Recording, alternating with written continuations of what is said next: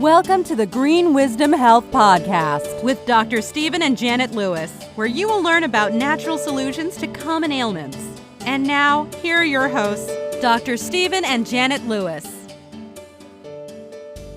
Hello and welcome to this week's show. I'm Janet Lewis. And I'm Dr. Lewis. And we are Green Wisdom Health, and we are here to help you with your health goals. We have a very exciting show today. It is called If Laxatives Are a Major Food Group. I made that up. That's pretty good because there's so many people taking them. I do want to mention one exciting feature, though, we've done to our website, which if you guys have been following along with us, and I apologize for all the glitches we've had along the way, but that's typical. Growing pains hurt sometimes. We are getting everything lined out. Our new website is greenwisdomhealth.com. And on that, you can now purchase your lab panels yourselves. We've gone through and we've actually figured out what featured labs Dr. Lewis would like to have or see on you so that you don't have to go through the whole list of different panels. Of course, you can always pick out what you want. But on the featured panels, Dr. Lewis has included the consultation supplement recommendations. There's a functional medicine report and the lab. So we've bundled it all together, made it very low cost. There's about 5 he really likes there. So take a look on our website under the lab panels tab when you get a chance. We're pretty excited about it. That's been a long time coming, and we're going to have some other fun stuff coming as well. So stay tuned.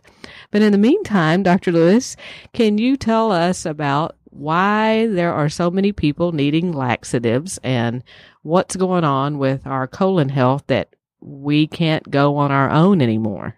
Well, it's a pretty multifaceted answer, and I think it gives a whole new meaning to people that are obsessive, compulsive, or anal about things, because sometimes the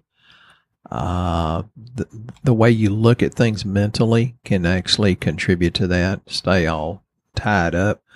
And there's many, many reasons. And Janet and I made a podcast quite a while ago, started about gut health, and we'd gotten down to bile salts, which I'm going to talk about. But constipation is a really, really bad thing, and there's so many possible answers. Now, I think probiotics are really important, and you have to realize taking one capsule of probiotics, and some of them out there are not any good at all, it's hard to overwhelm trillions and trillions and trillions of bad bacteria, yeast, fungus, and viruses. So it's best if you learn to brew your own and take good probiotic supplements. The other thing you've got to realize, if you get good GI health just to fix constipation, these probiotics can actually alter genetic expression and increase the ability of your body to become more of what it can be, and can suppress a lot of the genes that can cause cancer and other things. If you want to get real technical, read the book, The Microbiome Diet. It's really good. But constipation can be one thing or a combination of many things, like the bad bugs in the gut. They actually put out toxins, and they sort of intoxicate or paralyze some of the nerve to muscle function.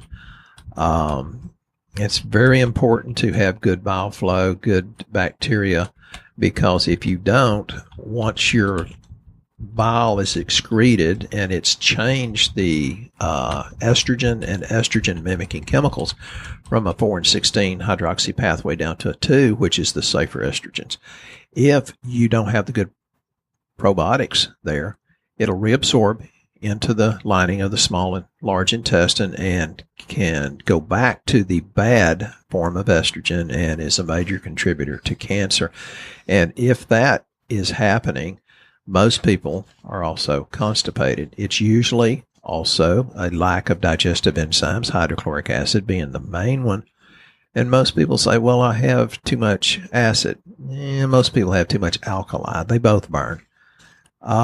The other thing is food allergies that cause inflammation in the gut lining, which causes impaired function, which is not just gluten, but it can be gluten. Gluten's like 4 to 40 times more common than it used to be because of the way they've hybridized wheat etc., and the way we fertilize, the NPK actually causes the plants to grow too fast, and they put out more protein. And people say protein's good. No, because the protein is gluten. Most of us have nutrient deficiencies, magnesium being the number one. And it depends on what research you read. Some say a third of the population is deficient. Some of the government websites say that generally we only get 40% of the magnesium that we need. And I've read other good, solid research that says 94% of us are severely deficient. People that take antacids, which are usually calcium-based, or just take calcium for strong bones, which is not true, folks. I don't recommend straight calcium. But the calcium will constipate you because calcium actually helps the muscles tense up. And magnesium acts in conjunction to balance calcium. And if you're low in magnesium, magnesium relaxes the muscle wall. It relaxes the wall of the arteries, so better blood flow, lower blood pressure in some cases. So magnesium is, I think, where it's at as far as nutritional deficiencies. First place to start. And then you've got to say, the processed foods, terrible. You know, if it comes out of a box and is full of flour, you're asking for not just constipation, but for GI and bowel problems. Cheeses can do it, although digestive enzymes, which we'll talk about, can help if it's a good cheese, not the hydrogenated oil mimicking cheese. Bread, sugars, alcohol.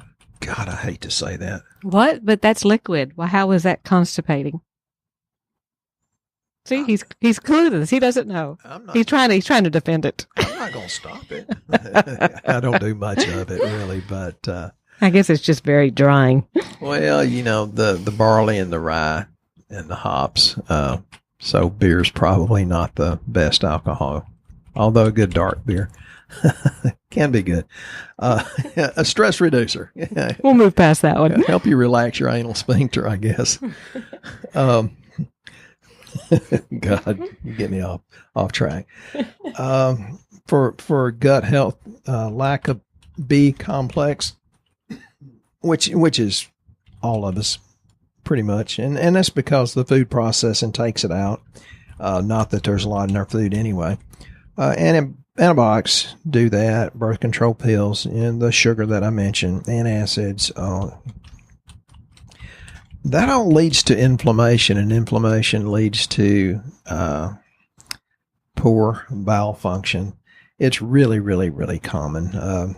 Some say as much as 30% of the population is constipated. It's like, I don't know. I think it's probably higher than that, or maybe we just see that in our percentage is higher than that.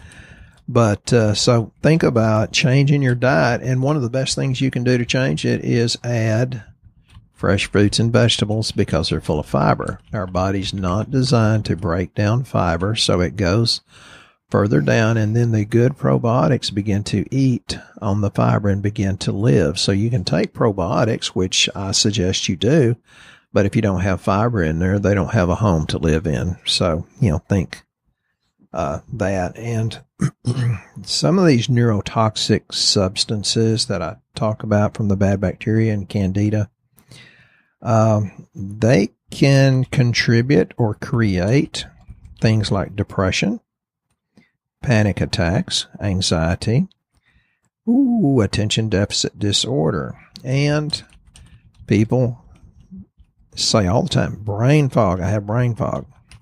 So you have to think, if you do something to your body, it needs to be good, because sooner or later, most people will say, I'm glad I did, or I wish I had.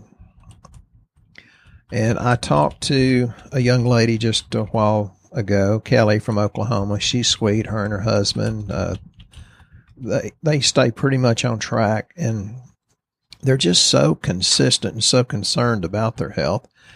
And then I had a long conversation with Pete up in Missouri. Well, geez, he's been doing our stuff for like 4 years. And he said, well, what about this and what about that? I'm sorry to bother you. It's like, I love talking to Pete. Pete, you can call me anytime you want, man. But he's consistent. That's the key. And he's gotten some really good results. So when you talk about the bile, it's really an alkaline soap, so to speak. And it's stored in your gallbladder and it concentrates.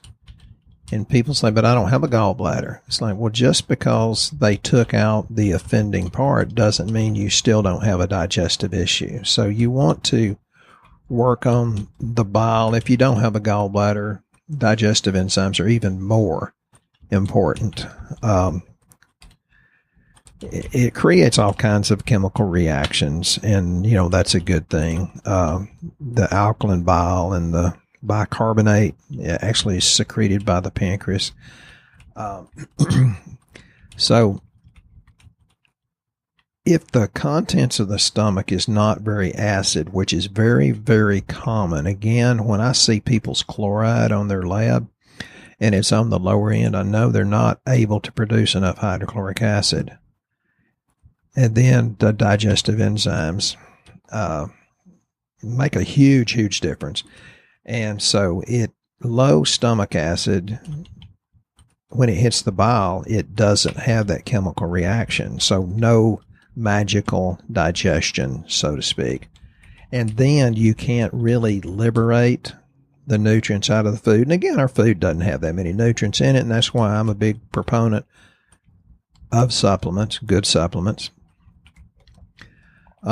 So if you spend the extra money on organic or grass-fed or pasture-raised, some of the better food, it would be, I think, a very wise choice for you to make sure you have enough digestive enzymes so you get more bang for the buck that you spent.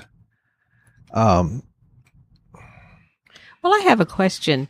The people that stay on a laxative all the time, is that a healthy thing to do, to constantly need some sort of a laxative, or is there a certain kind of laxative that you would recommend that would be healthy that the colon won't get addicted to? There's a lot of things you can read about.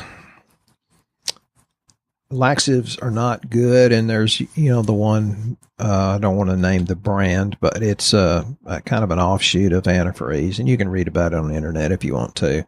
It's propylene glycol. Yeah, I was going to ask you, what's the ingredient in that they need to read on the bottle to stay away from? I wouldn't take it, but the reason it works is because it gathers moisture, and then more moisture in the bowel creates a better ability to have a bowel movement. Well, magnesium creates moisture and draws moisture. So why not take magnesium that's non-toxic and your body needs anyway? Yes, you can get dependent, and I asked a good gastroenterologist one time, I said, well, would it be better that they're hooked on laxatives, which is not necessarily a good thing, or be chronically constipated and have a greatly increased chance of colon cancer? He said, okay, you got a good point. Pooping is very, very, very important. And I know Janet's famous for her train story, because when I talk to people say, I was having the greatest bowel movement this morning, and I was thinking about Janet. I know it makes me hesitant to tell it anymore because I'm not sure I want my face associated with that picture. Maybe they hadn't seen your face. Oh, okay. But, just hear my voice. Some of the natural laxatives, I've had a bad GI tract, so I understand this personally. Senna and Cascara are harsh. I personally think they shouldn't be used much, and certainly not every day. I don't think that's a good thing. Our favorite one here, and we have several different choices, is called Super Aloe by Ortho Molecular, and it's 450 milligrams of Cape Aloe. And people say, but I'm taking Cape Aloe. Well, folks, when they get these raw materials, they're not all the same quality. Some are contaminated and some are not. I've got a patient who says, yeah, my daughter works for this particular company, and they get crates of stuff coming down the conveyor belt that says rejected by another company that has more integrity, because it's either not strong enough or it's contaminated. And some companies encapsulate it and sell it to you. So, know who you're dealing with. Don't get it off Amazon. It's not that you can't get good stuff off Amazon, but you have a much higher chance of getting something that's adulterated or actually counterfeited. So be careful there. I think Janet looked like she had a question there or a statement. Well, the other thing, and we had a patient the other day, I just wanted to tell this really quickly. People take laxatives for constipation, and this man had been doing that for a very long time. And we wound up putting him on a very strong probiotic. We have one that's 100 billion probiotic. But it's probably made at 200 billion. We don't really know about that one. They make them at stronger than what they say. And I told him to take, it's actually a 50 billion, but I told him to take 2. So I told him to take 100 a day. Mm-hmm. So he came in the other day and he said, man, he goes, I don't need a laxative anymore. And I said, that probiotic's working for you. And he said, I take 4 of those a day. I said, you're taking 200 per day. He said, yes. And he said, am I overdoing it? No, because you can't overdose on probiotics. Now, there will be a time when he don't need that much of it because he'll be building up the good bacteria in his gut, making his colon go better on its own. So it's not about taking a laxative and shoving it through, because you're really not breaking down everything. You're just shoving it through. It's best to do something that makes the gut do it on its own. So as he builds good bacteria in the gut, then the body starts getting rid of the fecal matter like it's supposed to, and he absorbs the nutrition from it. So that is the difference between doing, digestive enzymes, which, we're a big proponent of Ortho Digestzyme because it helps break the foods down, and then you do the probiotic with it. And then you have a cycle there of health and passing things through naturally instead of, like I said, shoving it through with a big stick. Yeah, there's a difference between fixing the symptom versus fixing the underlying cause. And that's why I ramble so much, and hopefully you're getting something out of it. Some of the things you have to consider if maybe you don't have good bowel function, which if you go back to the previous podcast, we talked about that it would be, start with hydrochloric acid and some of the other things like amylase and pancreatic substance, et cetera, et cetera. When you don't have good bile flow, I want you to understand, please, that the fat you eat, even if it's healthy fat like coconut and walnut and butter, it can make you gain body fat. It can make you feel nauseous. Oh, the beginning of a gallbladder problem. Itchy, believe it or not. And skin issues like acne and rashes. And I just talked to somebody about that. Like, well, go back. It's always go back to the gut. Go back to the gut. Or gassy and bloated and belching and all that kind of stuff. And that's real common to see on our health surveys. We get several every week and quite a few over the weekend. So think about the bile flow. We can help you with that. And then that begins to allow the body to begin to heal itself. And there are some whole foods that you can eat, so you don't think, hey, they're just trying to make me take some pills to make everything go. There are things you can do to help things move through better, like chia seeds and berries and almonds and cauliflower, beans, green beans, broccoli and Brussels sprouts, things that have a lot of fiber to them. The only Brussels sprout I've ever eaten that was good was wrapped in bacon. Everything that's wrapped in bacon is good. Well, when I go to Janet's dad's house, I wrap stuff in bacon and tell his wife it's possum or armadillo. And she says, I've gotten where I don't care. It tastes good. And she never knows what I may bring. Well, what about fermented foods? They're very healthy to the colon as well, correct? Yeah, I just told Pete from Missouri. He's like, he was talking about probiotics. And I said, you need to learn to brew your own, and especially for his 11-year-old child. And I have not brewed my own. So, Janet, one of the things I might like for Christmas is some kit to learn to brew our own probiotics. Is that not like a vacuum cleaner then? No, I think that'd be a good thing. I've got 2 different beer brewing kits, and I've never brewed beer. So I guess I need to learn to brew probiotics first. And in the meantime, until you can make your own, you could eat sauerkraut and pickles, which are two of my favorite things. And don't get the pasteurized sauerkraut because that kills the good bacteria.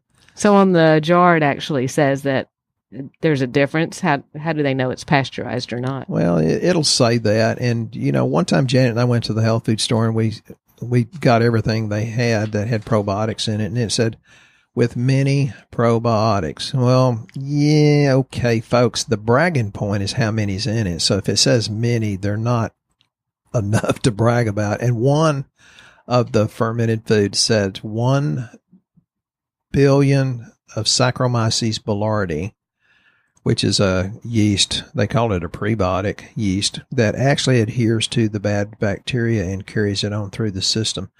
And it said 1 billion. I said, well, okay, they're bragging about 1 billion. Our capsules are 5 billion. And we have it in some of our probiotics that's in with the good bacteria too. And what's interesting about probiotics, you can, it takes a minimum of 3 months to start inoculating the gut with them. But if you do a round of antibiotics, how long is the time frame on that where it takes it to regrow again in the gut? Well, there's, all kinds of articles that say different things. I've read as little as 2 months you can re-inoculate your gut, but I read one that says it takes you 10 years to re-inoculate your gut and heal your gut 50%. No, it's actually 9.7 years to heal your gut 50%. So it's a continuous effort. It's not like it's a destination. It's just a journey toward better and ever increasing health. And you can get there because you're going to say, I wish I did, or I'm glad I did, or wish I had of. So might as well say, hey, I'm glad I did. And and one of the very inexpensive products that people take many times for constipation is magnesium. We sell the holy heck out of magnesium, and there's different ones for different people. And I've had a lot of people back when I was practicing chiropractic real hard and heavy, and they'll say, Doc, I feel so good. I don't need to be adjusted as much. They said, you're going to run yourself out of business. I said, well, I'm seeing 50 people a day, so I'll go fishing if I run myself out of business. Don't worry about it. And just keep taking the stuff. Magnesium's an incredible thing. You just have to kind of tailor it to what that particular person needs. I know. I think we sell a bottle of magnesium citrate. I think it's like $13 and something. And literally, if you take enough of that, it will make you go to the bathroom. Plus, it does like over 300 other functions in the body. So yeah, just in the brain itself. Eliminate constipation and get smart all at the same time and help yourself sleep, because that's really kind of what it does. So there are some additional tips for constipation to help you do it effectively, like modifying your diet. You need to remove all the sources of gluten. You need to make sure that things that are common sources of gluten are like wheat, barley, rice, spelt, and other grains that will lock everything up and you won't go well. Avoid artificial sweeteners, especially excess sugar like fructose. The chemical additives, MSG, big one. And I'm going to say this very quietly in front of Dr. Lewis, but avoid excessive amounts of caffeine because it's really bad for your colon. I just took a big draw on my coffee right then. But he drinks lots of water too, so don't let him fool you. I bathe in water. Doesn't that count? Well, and that was my next step. Make sure you stay well hydrated with fresh, pure water, and it's more than just taking a bath. It's actually drinking it. And when you're speaking of fresh, pure water, make sure you get the kind that's reverse osmosis, the filtration system on it, not some of the brands that say they're spring water that actually are coming out of places you wouldn't drink anything from. It'll say on the bottle itself, reverse osmosis filtration. That's what you're looking for because it's the cleanest water you can drink to get chemicals. Make sure you're exercising every day. That's a very important part of colon health. There are actually some yoga poses you can do to help colon motility, help things move through a little easier if you're got low back problems or whatever. Look them up online because you guys are good at Googling. Yeah, now that we're associated in some degree with a 3 times Mr. Missouri, and of course he looks really good, buffed up. It's like Dadgummit, I feel guilty because I don't exercise, and he exercises like crazy. And it's like, well, you look good for 55 because you look about 30. So there you go. It's also interesting that antidepressants and antacids and blood pressure medications can also contribute to constipation. So if you can't figure out why your colon doesn't work like it's supposed to, and you're on any of those things, that might be a reason why. And we're not telling you to stop them. No. We're just telling you that you might need a little extra assistance if you're going to take those for colon health. And you also want to make sure that you address any kind of emotional issues, because unfortunately for some of us, when we have emotional issues going on, we lock down the colon and we don't go to the bathroom because we're not going to go until we get it solved. Well, sometimes you need to address the emotional issue, or at least take enough stuff to help it pass through without your mind stopping it. Have you got more to tell us about? Oh, I can always talk. We were talking about bile and dietary fat. And, one of the things, if you don't have right bile and dietary fat deficiencies, I have this, I have a lot of vegans that are fat deficient. It can create unstable blood sugar and over-reliance on carbohydrates for energy, which generally will lead to high cholesterol and diabetes. It contributes to low levels of the HDL, the good cholesterol. Bad diet or less fat than you need can contribute to hormonal imbalances and the retention of body fat and weaken libido. Those that say, oh, I don't have a libido anymore. It's like, well, I'm sorry. Because it's not supposed to go away when you're 30 or 35. That's not normal. And I hear that kind of commonly, unfortunately. And I do have to follow up here with the train story, because there are many people new to our podcast since we've changed our name. And we're on the Business Radio, Innovators Radio Network. So I want to make sure that anyone new out there gets to hear the train story, because this is all about constipation and you just can't pass it up. So if you people out there are eating 3 meals a day, there should be 3 meals that come through. If you have a train that has 3 cars on it and they go through a tunnel, how many should come out on the other side? I hope you said 3, because that's the right answer. And if your trains are not coming out with as many meals a day as you're eating, then where have your cars gone? They are still stuck inside your body and they are not going anywhere. And all of that leaches out to organs and makes those organs weak. So that's why we're all about teaching today about laxatives and getting things to move, because we want to make sure that your trains come through the tunnel on a timely basis. You should be going within about 30 minutes to an hour after each meal. And if you're thinking out there, yeah, well, I've never done that, so you're not talking to me. I am talking to you. Just because you've never done it doesn't make it right. Yeah, some people say it's normal. It's like, that's not normal. It's common. There's a difference. Right. It just means you've never had a great functioning colon, but you can change that. And if you will start with just that gut health and get your trains moving through the tunnel, you will see all kind of issues clear up, especially brain fog, anxiety, depression, because all of that is where it starts. So I want to make sure you all realize, get your trains moving, whatever it takes. Magnesium, aloe, digestive enzymes, probiotics, eat better. You need some things that actually make that go. Dr. Lewis, do you have final thoughts for us? Well, you were talking about depression and anxiety and brain fog, which we get on our health surveys quite often, and how intricately connected it is to your digestion, whether it's constipation or diarrhea or how it alternates.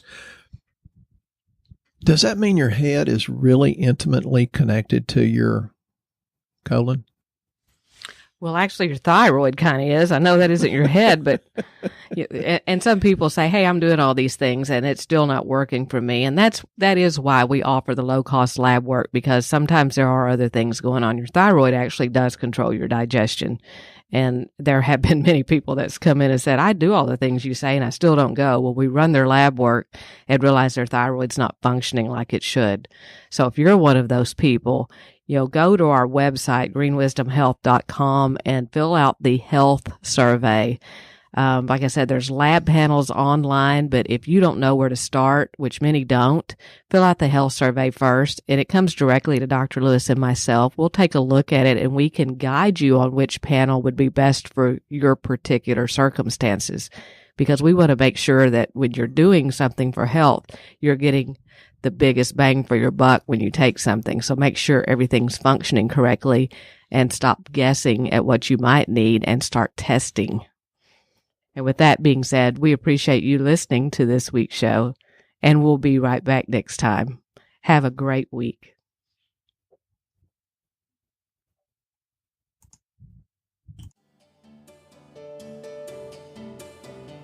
Once again, our show has come to an end, but your hope in your health is only beginning. If you or a loved one are in need of a different outcome and are waiting for a brighter future, take the first step and go to our website and fill out the health survey. Please don't keep us a secret. If you know someone that could benefit from this podcast, please share this show with your friends and family. You are only one step away from a life worth living.